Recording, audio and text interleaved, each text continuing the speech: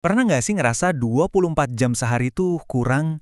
Pengennya bisa ngerjain ini itu, belajar, main, istirahat, tapi kok ya waktunya terbatas banget. Nah, sadar atau enggak, kamu sebenarnya baru aja mikirin inti dari ilmu ekonomi. Serius, ini bukan soal pelajaran yang bikin pusing, tapi ini cerita tentang kita semua, tentang gimana kita menjalani hidup sehari-hari. Yuk kita bedah bareng-bareng. Kalimat simple barusan yang kayaknya kita semua relate banget itu loh. Ternyata jadi pintu masuk buat ngertiin seluruh ilmu ekonomi. Perasaan serba terbatas ini, atau kalau istilah kerennya itu kelangkaan, itu dia jantungnya. Inilah yang jadi dasar dari semua pilihan yang kita ambil, mau itu pilihan kecil atau pilihan besar. Jadi, intinya gini nih, keinginan kita itu kan nggak ada batasnya ya kan? Mau belajar, main, santai, semua pengen dilakuin. Tapi sumber daya kita, waktu, uang, tenaga itu terbatas. Nah, ilmu ekonomi itu pada dasarnya adalah ilmu tentang gimana caranya kita pinter-pinter ngatur keterbatasan ini. Gimana kita mengakali si kelangkaan tadi. Dan yang menarik, kata ekonomi itu sendiri asalnya dari bahasa Yunani, dari kata oikos dan nomos, yang artinya aturan rumah tangga. Keren kan?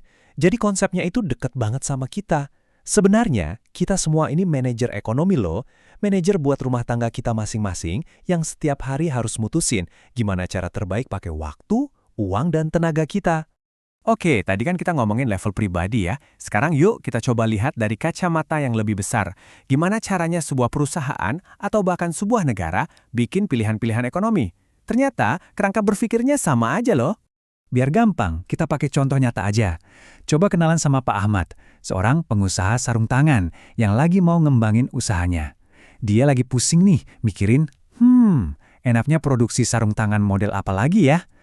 Dilema yang kelihatannya simpel ini sebenarnya cerminan dari tantangan paling dasar yang dihadapi semua bisnis di seluruh dunia. Nah, masalahnya Pak Ahmad ini, dan sebenarnya semua masalah ekonomi, mau sekecil atau sebesar apapun, ujung-ujungnya pasti balik ke 3 pertanyaan ini. 3 pertanyaan sakti nih. Apa yang mau diproduksi? Gimana cara produksinya? Dan untuk siapa barang ini dibikin? Oke, terus gimana cara jawab 3 pertanyaan tadi? Nah, setiap sistem ekonomi, entah itu warung kecil sampai negara besar, semuanya bergantung pada 3 kegiatan utama. 3 kegiatan ini saling nyambung, kayak roda gigi dalam sebuah mesin yang terus berputar.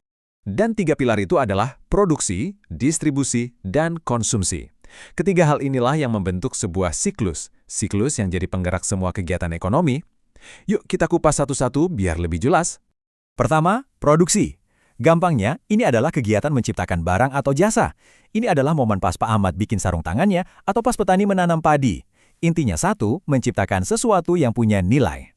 Oke, barangnya udah jadi nih. Terus gimana caranya barang itu bisa sampai ke tangan kita? Nah, disinilah peran distribusi.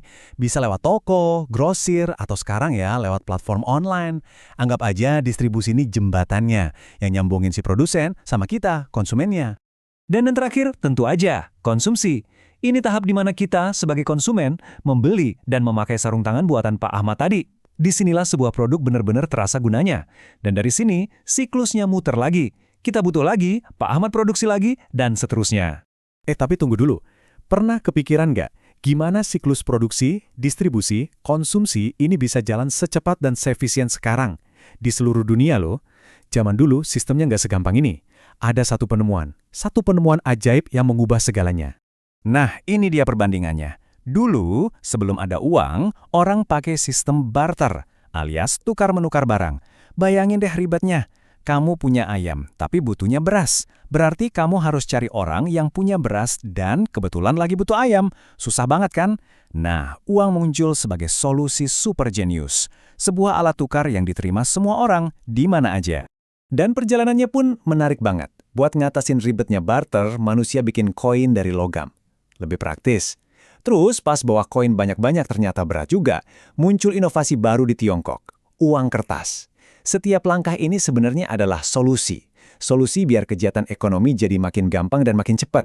Oke, sekarang kita balik lagi ke gambaran besarnya ya. Prinsip-prinsip yang sama soal pilihan, produksi, konsumsi, yang tadi kita lihat di level pribadi dan di kasusnya Pak Ahmad, itu semua juga berlaku buat ekonomi sebuah negara. Skalanya aja yang jauh lebih masif. Contoh paling keren dan paling baru mungkin pas Indonesia jadi tuan rumah presidensi G20 di tahun 2022. Ini bukan cuma acara politik biasa loh, ini adalah sebuah peristiwa ekonomi raksasa yang dampaknya itu nyata dan bisa kita ukur pakai angka. Kita lihat angkanya ya. Pertama, 533 juta dolar Amerika. Itu setara sekitar 7,4 triliun rupiah. Angka sebesar itu adalah kontribusi G20 ke produk domestik bruto atau PDB Indonesia. PDB itu gampangnya total nilai semua barang dan jasa yang diproduksi di sebuah negara. Jadi, ini bukti nyata kalau aktivitas produksi skala nasional kita meningkat pesat. Terus, gimana dampaknya buat masyarakat? Nah, acara G20 ini ternyata menyerap sekitar 33.000 tenaga kerja. Dan kerennya, banyak dari mereka itu dari UMKM lokal. Ini langsung menjawab pertanyaan, untuk siapa tadi kan? Manfaat ekonominya jelas dirasakan oleh masyarakat luas. Dan terakhir, pilar ketiga, konsumsi. Semua aktivitas delegasi dan rangkaian acaranya itu mendorong peningkatan konsumsi domestik sampai 1,7 triliun rupiah. Kebayangkan? Siklus produksi, distribusi, dan konsumsi berjalan dalam skala yang benar-benar masif. Nah, dari panggung G20 yang megah itu, kita balik lagi ke dunia kita masing-masing. Jadi jelas kan, ekonomi itu bukan teori yang ngawang-ngawang, tapi nyata dan ada di setiap keputusan kita. Mulai dari milih mau sarapan apa pagi ini, sampai ngerencanain masa depan. Jadi setelah kita ngobrolin semua ini, coba deh pikirin, pilihan ekonomi paling penting apa yang bakal kamu ambil hari ini.